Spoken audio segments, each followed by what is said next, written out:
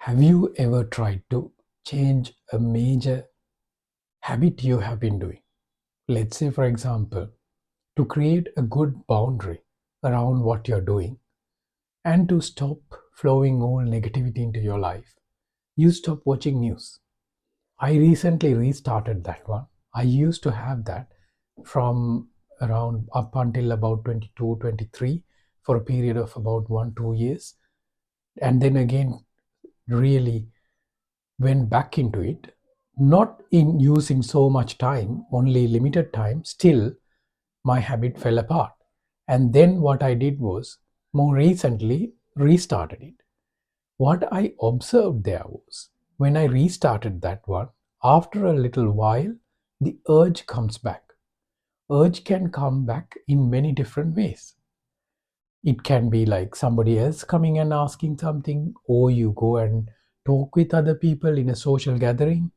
You don't know what they're talking about, or even when you feel really tired, or you need some distraction, automatically you switch into that. Some way or the other, I noticed how it is starting to come back.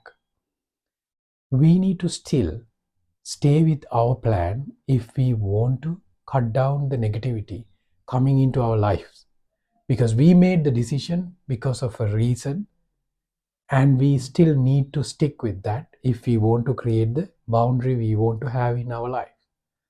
So I stick with it. Now, why am I sharing this piece of information with you? I'm sharing this piece of information for more than any reason. We cannot change the negativity and everything that exists in the world, but we have to travel through avoiding those things and stay in the positive lane as much as possible. Yes, I completely agree. Life will not always be positive. There will be challenges and all sorts of things. We need to face them.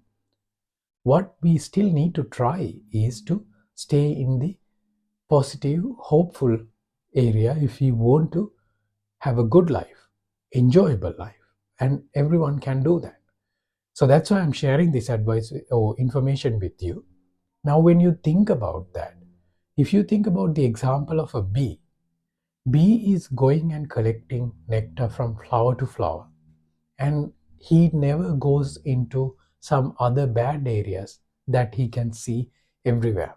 If there is a flower, even in a place where you normally don't go, you will go and gather the nectar from that, and the bee will move away. But if you think about the example of a fly, fly will not go to the flowers. Fly will go to the places where there is a bad smell. Even if there are beautiful flowers, fly will ignore that. But bee cannot change that. Bee will only focus on collecting nectar from one place and keep going in that channel. We need to be like that only, because if you think about it, no, let all the news and everything to feed into me every day, and I'll cleanse myself. I'll not go with those things. If you try to do that, I am more than happy for you to try and do that and see. But after a while you will understand, actually you are wasting more of your energy. Your energy is the most precious thing that you have got within your 24 hours to get anything done. Therefore, your energy is valuable, and that's why I created that boundary. I'm not going back again.